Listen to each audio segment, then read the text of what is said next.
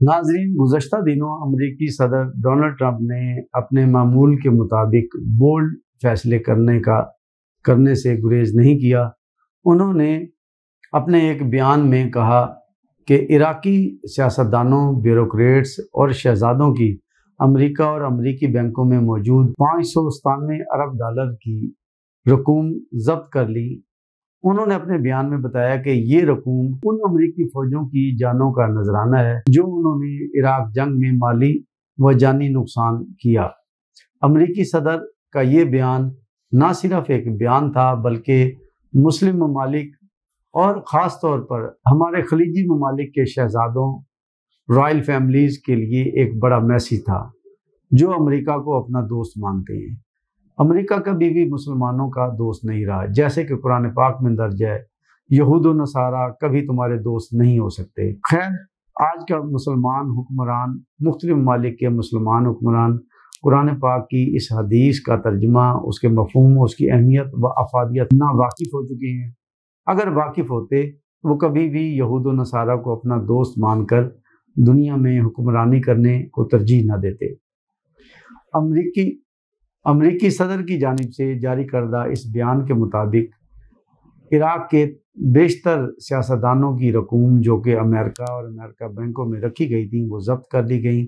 انہیں امریکی حکومت نے اپنا حق تصور کرتے ہوئے اپنے خزانے میں، اپنے اسٹیٹ بینک میں جمع کر لیا۔ عراقی سیاستدانوں اور رائل فیملیز کی رکھی گئی رقوم کی کچھ تفصیلات اس طرح ہیں: نور المالکی $66 ارب، عدنان الاسد $25 ارب، صالح المطلق $28 ارب، باقر الزیدی $30 ارب، بہاول ارجی $37 ارب، محمد مراجی $19 ارب، ہوشیار زباری $21 ارب، مسعود بازانی $59 ارب، سلیم جبوری $15 ارب، سدود الرحیمی $18 ارب، فاروق الارجی $16 ارب، عادل مہدی $21 ارب، اسامہ النجیفی $28 ارب، حیدر العادی $17 ارب، محمد الکربولی $20 ارب، احمد نور المالکی $14 ارب، طارق نجم $7 ارب، علم الحق $19 ارب، علی الیاسر $12 ارب، حسن العنبری $7 ارب، ایاد علاوی $44 ارب، جلال طالبانی $35 ارب، رافی العیسائی $29 ارب۔ یہ کل ملا کے $597 ارب۔ یہ وہ رقوم ہے عراق جنگ کے دوران جو عراقی سیاستدان، عراقی سرمایہ دار اور رائل فیملی نے ان بیواؤں، ان بے بس شہریوں کے آنسو، بہتے خون اور دودھ سے بلبلاتے بچوں کے آنسوؤں سے حاصل کر کے امریکی بینکوں میں سٹور کی گئیں، جمع کروائی گئیں۔ آج انہی رقوم کو ایک اجنبی نے اپنا حق سمجھتے ہوئے ضبط کر لیا، عراقی سیاستدانوں سے چھین لیا۔ اسی دوران گزشتہ 4 ماہ کی غزہ فلسطین جنگ کے دوران عراقی مسلمانوں کی جانب سے فلسطین کے بچوں، بیواؤں، خواتین، مجاہدین کے لیے یہ رقم بہت اہمیت کی حامل تھی۔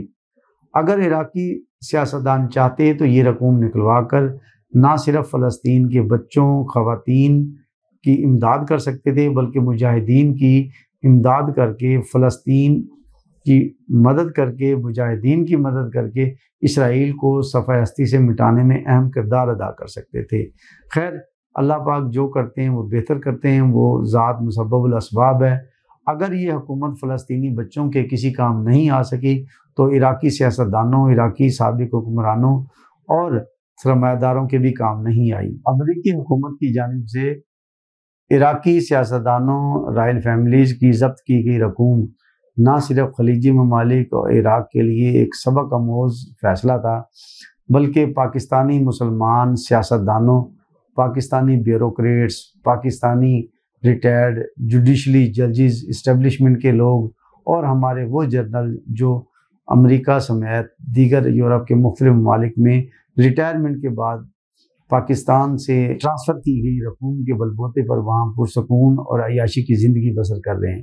وہ یہ نہیں جانتے کہ کسی بھی وقت یورپ کا کوئی بھی ملک ایک معمولی اشارے پر ان کی تمام رقوم، جائیداد، اثاثے ضبط کر کے ان کو ایک سادہ کک آؤٹ مار کر اپنے ملک سے باہر نکال سکتے ہیں، جیسا کہ گزشتہ 1 سال کے دوران سعودی عرب میں پاکستانیوں کو کک آؤٹ کیا گیا، یوں ہی کی مختلف اسٹیٹس میں سے پاکستانیوں کو زبردستی جبری نکالا گیا۔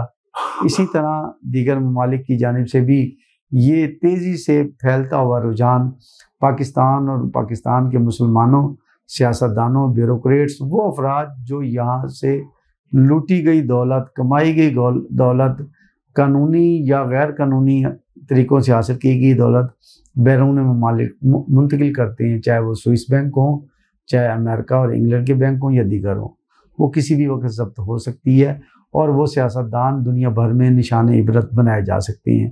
وہ بیوروکریٹس، وہ اسٹیبلشمنٹ کے لوگ، وہ ریٹائرڈ ججز، وہ کسی بھی وقت نشان عبرت بنائے جا سکتے ہیں۔ اس کے ساتھ ہی آج کے پروگرام کا وقت ختم ہوتا ہے۔ نیکسٹ پروگرام تک کے لیے ہم آپ سے اجازت چاہیں گے۔ پاکستان زندہ باد۔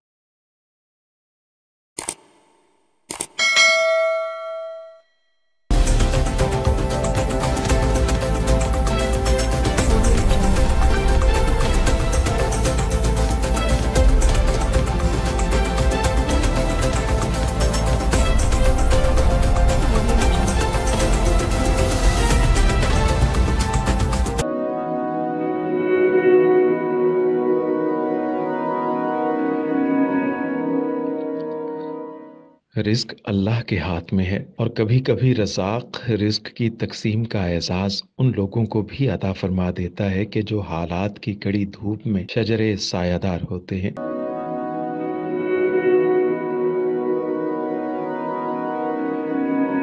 ملتان میں سلطان فاؤنڈیشن کی جانب سے مختلف مقامات پر سینکڑوں افراد کے لیے سلطان دسترخوان سجایا جاتا ہے۔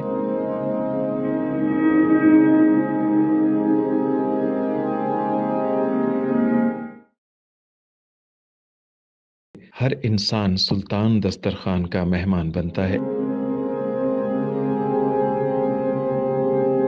بلا شبہ سلطان فاؤنڈیشن انسانیت کا قابل فخر سرمایہ ہے، اور بھلے ہی ایسے ادارے ہوں یا افراد، وہ غربت و افلاس کے سلگتے صحرا میں احساس کی چھتریاں بنتے ہیں۔